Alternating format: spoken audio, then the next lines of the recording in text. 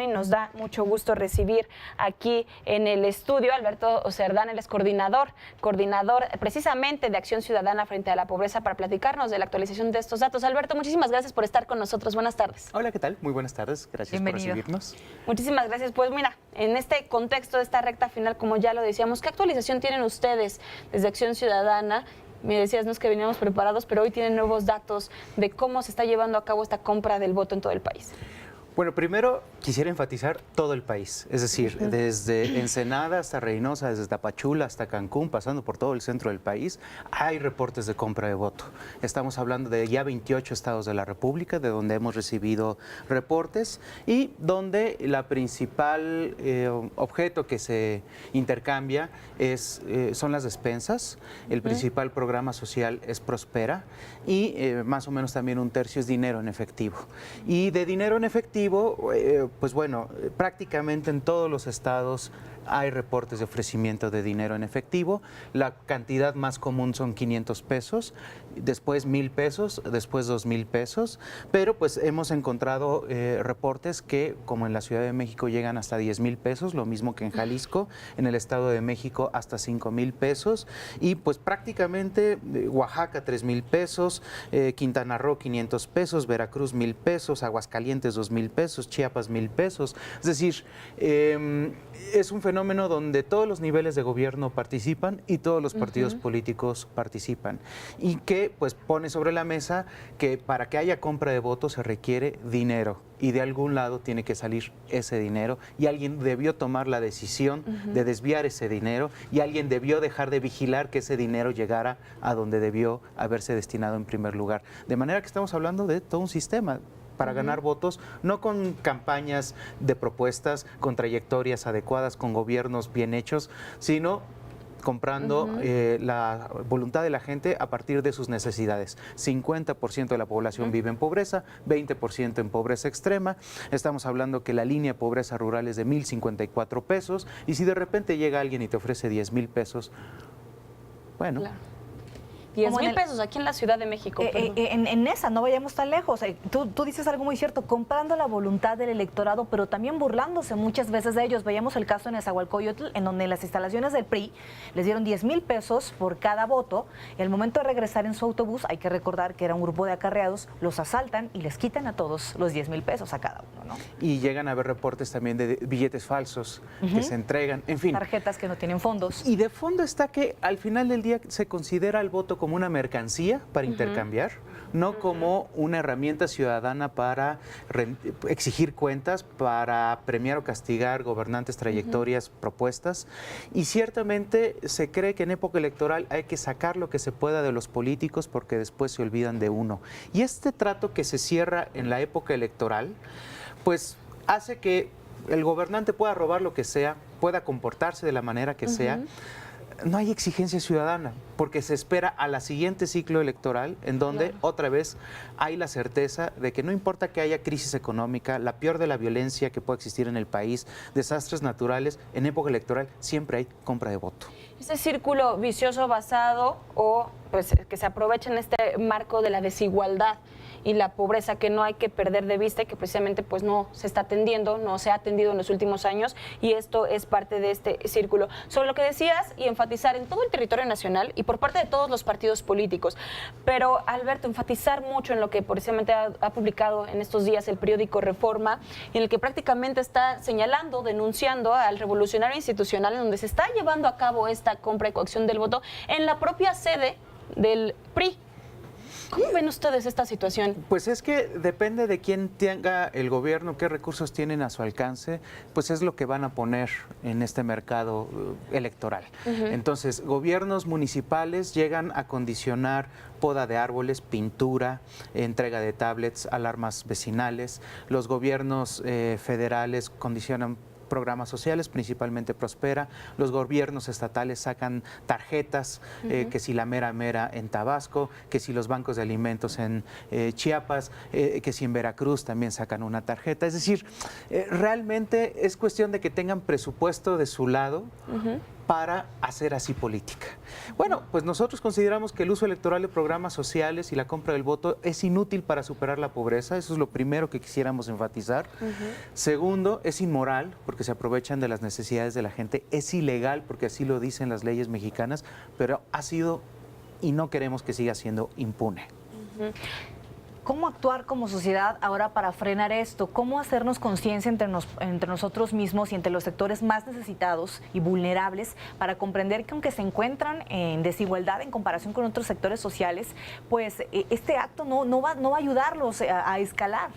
Pues lo primero es que el voto es libre y secreto. Eso tiene que quedar clarísimo y ahí las autoridades tienen un papel fundamental.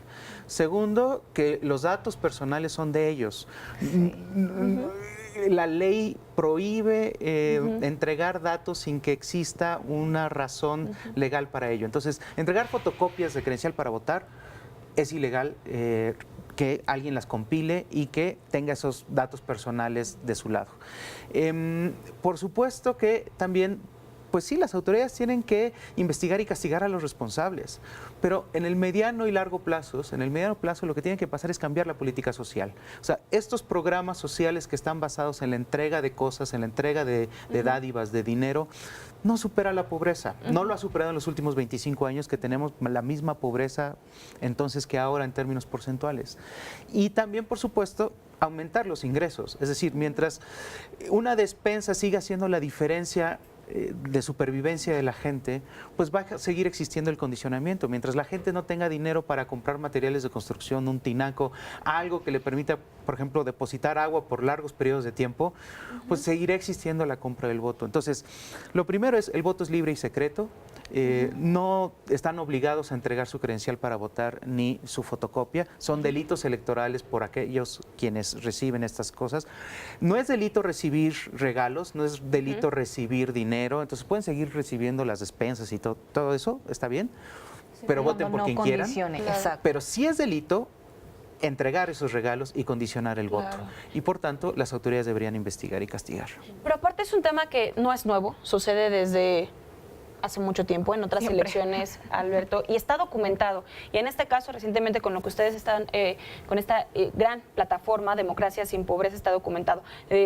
Con periódicos como Reforma, que publica y da seguimiento al tema que comentamos del PRI. Es decir, hay muchas evidencias o de dónde poder empezar a investigar. Y hablabas de las autoridades. ¿Qué está pasando con las autoridades? ¿Qué pasa con la FEPADE y con las encargadas de que esto no se lleve a cabo?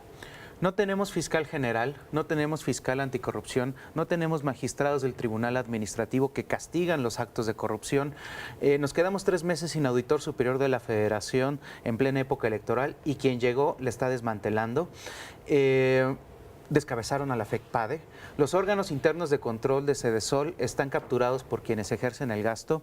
El INAI, su presidenta, terminó como candidata a diputada, oscureciendo el caso Odebrecht, que es uno de los más escandalosos de corrupción política y de gasto electoral de manera mala vida.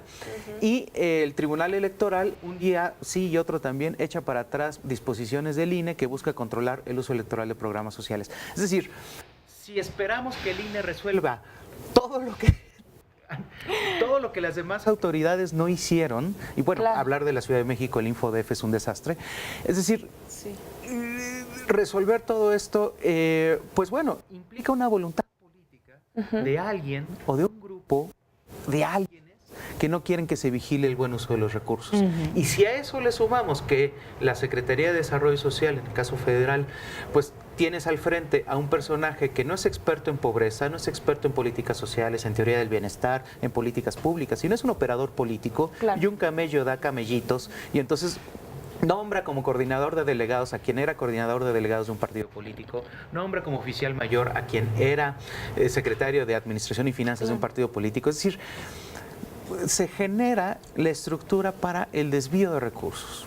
¿Qué panorama, Alberto, nos acabas de señalar, sobre todo en la procuración y garantizar esta justicia?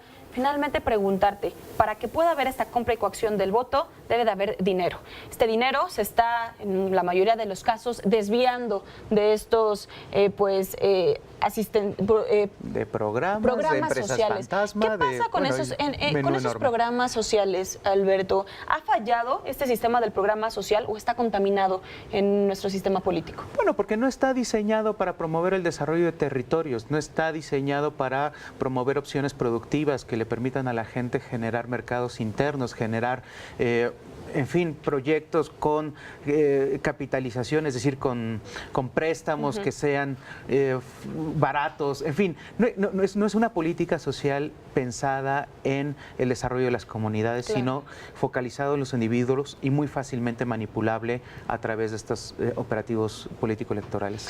Finalmente, Alberto, un comentario hoy en el debate presidencial, el tema de economía y combate a la pobreza. Escucharemos acusaciones, frases, no soy muy optimista de que realmente tengamos de este debate los cómo, pero bueno, por lo pronto invitamos a la gente a reportar en www.democraciasinpobreza.mx cosas que vean, no que aparezca en el Facebook, en el WhatsApp o me lo contó la prima del amigo del hermano del señor.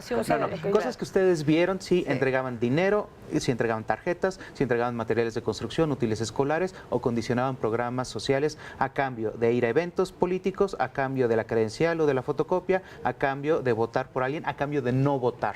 Porque algo que van a hacer ahora en la época electoral es donde sabemos dónde voy a perder, pues le pago a la gente para que no vaya a votar y entonces movilizando a los que sí van a votar por mí, gano en condiciones muy competidas las elecciones. Así es este panorama. ¿Cómo llega o no llega el voto a las urnas? Es de lo que hablamos con Alberto Cerdán y le agradecemos que esté con nosotros. Alberto, muchísimas gracias. Muchas gracias.